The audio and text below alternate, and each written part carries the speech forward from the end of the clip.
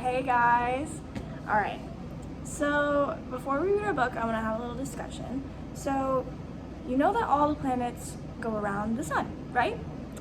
Well, did you know that a long, long time ago, people thought that the planets and the sun all went around the Earth? Yeah, I know. It's pretty crazy.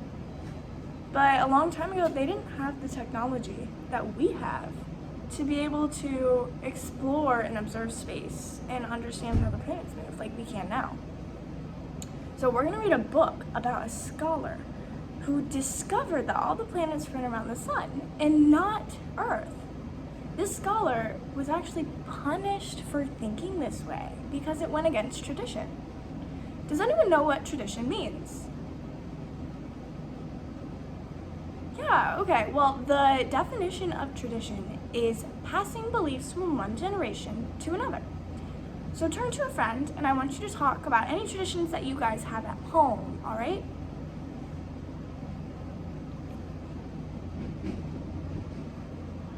All right, I think we're ready to read the story, so let's get started. All right, here's our cover. It's called Starry Messenger. Look at this front page. Look how pretty it is.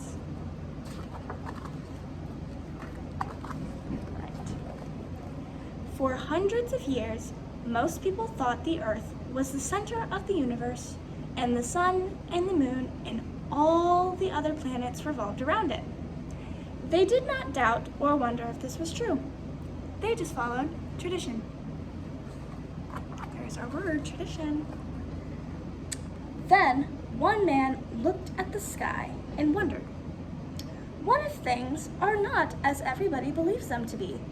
Maybe the Earth and the other planets move around the sun.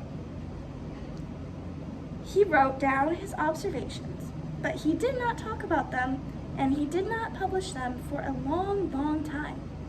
He knew he could not prove they were true. It would take someone else to do that.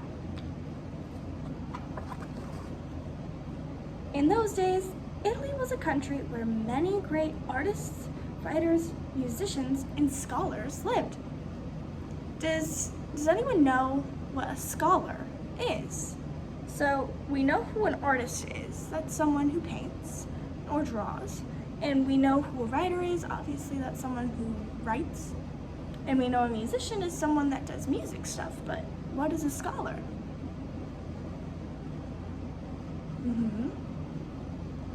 Those are all good guesses. A scholar is someone who is very smart and does a lot of things in schoolwork. Like they do mathematics or physics or science. A lot of that stuff, and they're very known. A lot of people know them. In the city of Pisa, a little boy was born with stars in his eyes. His parents named him Galileo.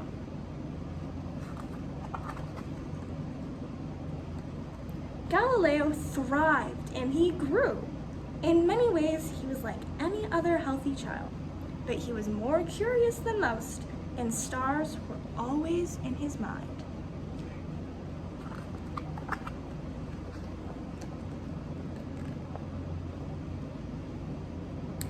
He studied mathematics and physics and turned out to be a very bright young man who entertained and amused people with his brilliant experiments and observations. Galileo is our star, people would say.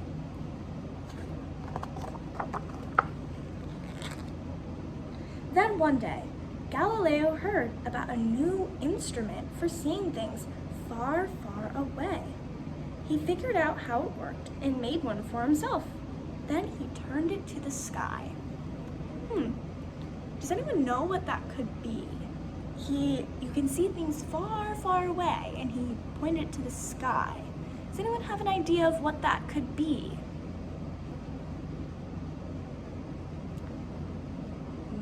All right, well, we're gonna figure out on the next page, so let's see if any of our guesses are right. Night after night, he gazed through his telescope and wrote down everything he observed. The instrument was a telescope.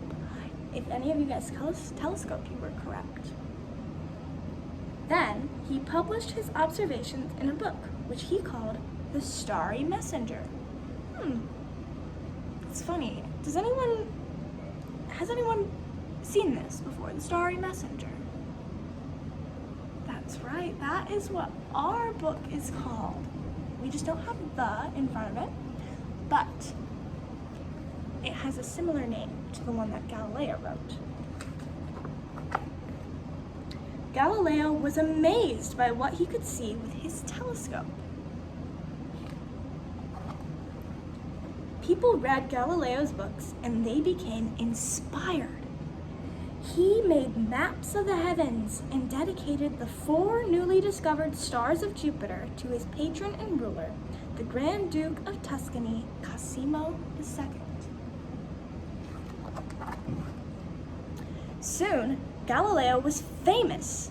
More and more people celebrated the stars, and they celebrated Galileo and his discoveries with statues and parades and spectacular events.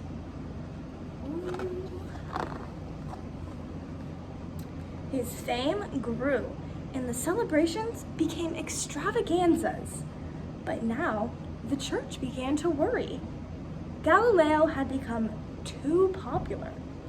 By upholding the idea that the earth was not the center of the universe, he had gone against the Bible and everything the ancient philosophers had taught. That's him going against tradition, like we talked about at the very beginning. He had gone against the church.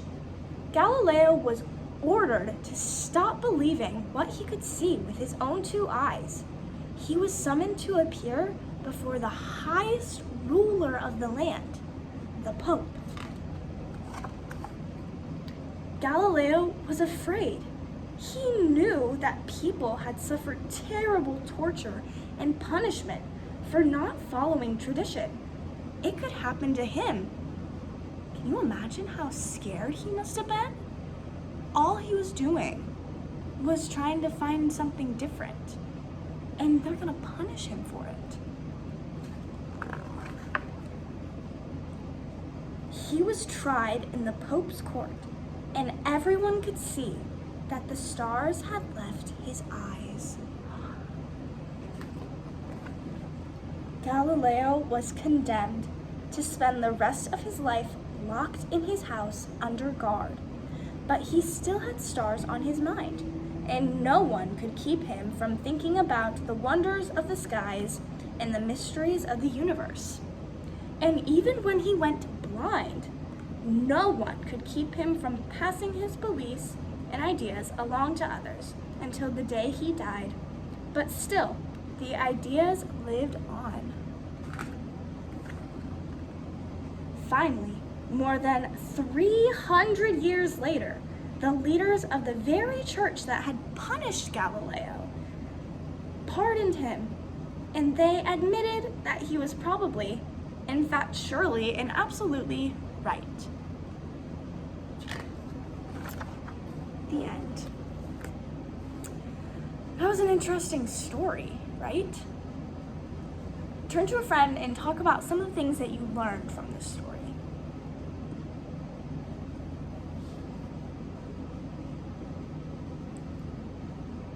All right, well, what do you guys think that you would have done in this situation if you were Galileo? Galileo still believed that everything revolved around the sun and not Earth, even though he knew he could get tortured for not following tradition. Would you guys have done that, or would you have just followed tradition?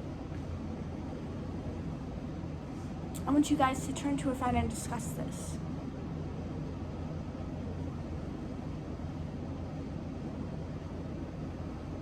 Okay. Do you guys think that punishing Galileo for thinking differently was okay? Do you think that they should have done this, or do you think that it was wrong of them to do this? Yeah. They even admitted at the end that they were wrong. if anyone feels comfortable sharing. Does anyone want to share a time when they were wrongly punished? Like, say, you were punished for stealing someone's eraser, but you never stole their eraser. They just lost it. Anyone have anything that they want to share? Okay. All right. Now, I want you to grab a piece of paper, and I want you to write down everything that you learned from this book, everything that we've discussed here at the end and at the beginning and throughout the book. And I want you to write down what you would have done if you were Galileo.